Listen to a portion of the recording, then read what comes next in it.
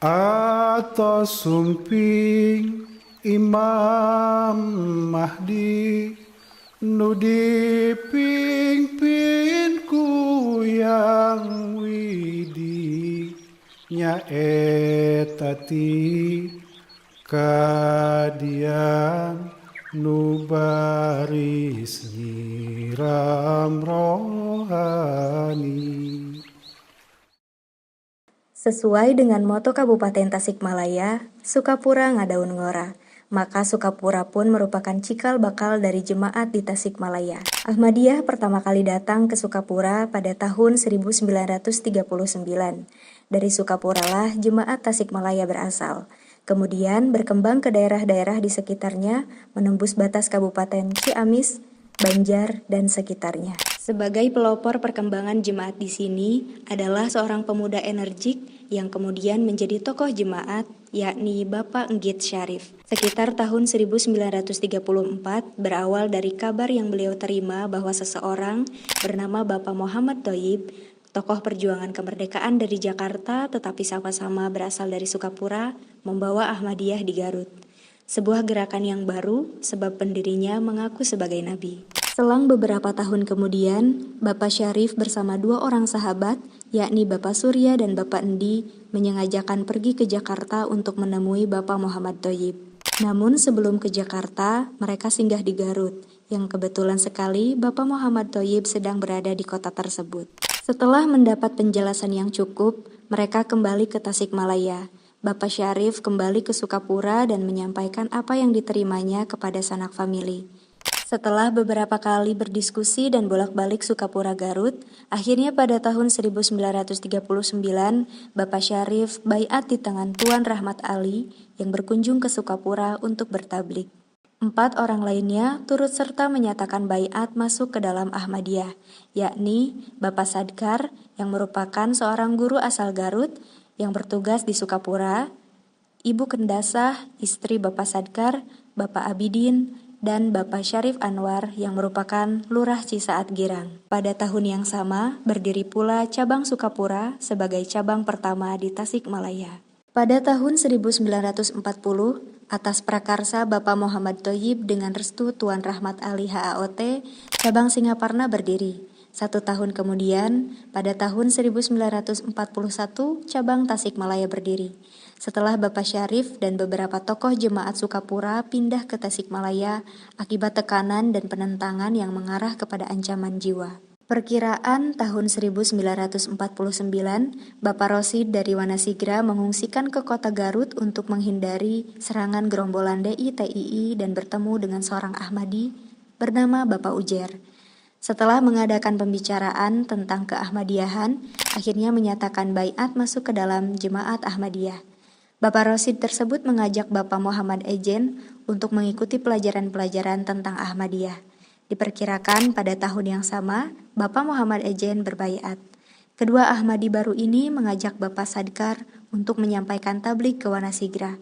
Atas karunia ilahi, pada tahun 1950, sebanyak 50 orang masuk ke dalam Ahmadiyah. Selama kira-kira 4 bulan, Wanasigra bergabung dengan cabang Tasikmalaya dengan kedudukan sebagai ranting. Setelah kurang lebih 2 tahun menjadi ranting cabang Tasikmalaya, tahun 1952, ranting Wanasigra resmi menjadi cabang Wanasigra. कभी पुरसोज लहजे में हमें कुरआन सुनाता है, कभी हम दो सना करते हुए नगमात गाता है. Setelah itu, di Tasikmalaya dari waktu ke waktu terjadi pemekaran hingga kini menjadi 15 cabang atau jemaat lokal, yaitu Sukapura, Singaparna, Tasikmalaya, Wanasigra, Citeguh, Kawalu, Sukasari, Cigunung Tilu, Cigunung, Bojong Sirna, Mayang Cinde, Indihiang, Wanasigra Wetan, Kersa Maju, dan Nagrak. Dan kini jemaat sekabupaten dan kota Tasikmalaya ini disebut sebagai wilayah Jabar 7, wilayah ke-7 dari 11 wilayah yang ada di Jawa Barat.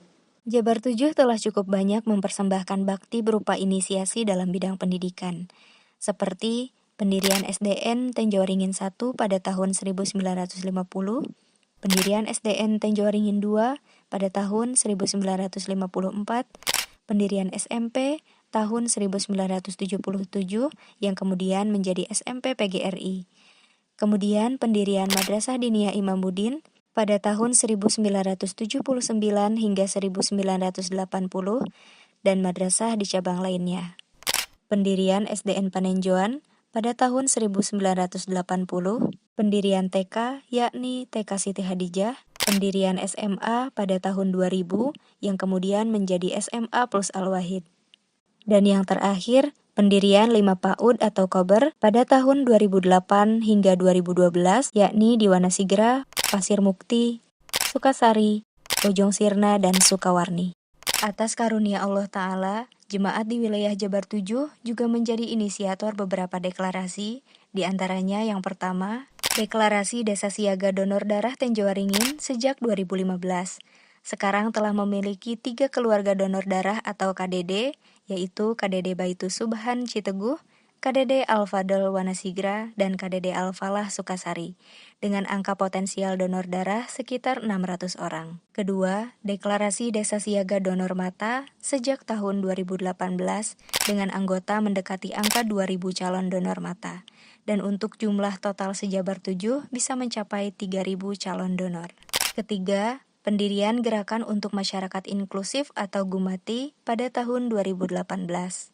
Dan yang terakhir, Deklarasi Desa Siaga Vaksin COVID-19 pada tahun 2021 dengan target 2.000 warga tervaksin. Wilayah Jabar 7 berusaha aktif dalam kegiatan sosial kemanusiaan seperti pengobatan gratis hemopati terutama pada rentang tahun 2016 hingga 2017 dengan torehan layanan mencapai 5.000 pasien lebih. Selama rentang waktu 2016 sampai 2024, sejak berdirinya Komunitas Donor Mata Indonesia atau KDMI, sebanyak 138 pasang kornea telah disumbangkan anggota jemaat yang terdiri dari 72 ansor, 2 hudam, dan 64 LI. Sementara untuk donor darah sejak diluncurkannya Gerakan Donor Darah Nasional atau GDDN pada tahun 2015, tidak kurang dari 3.000 labu darah disumbangkan oleh para anggota Ahmadi di wilayah Jabar 7.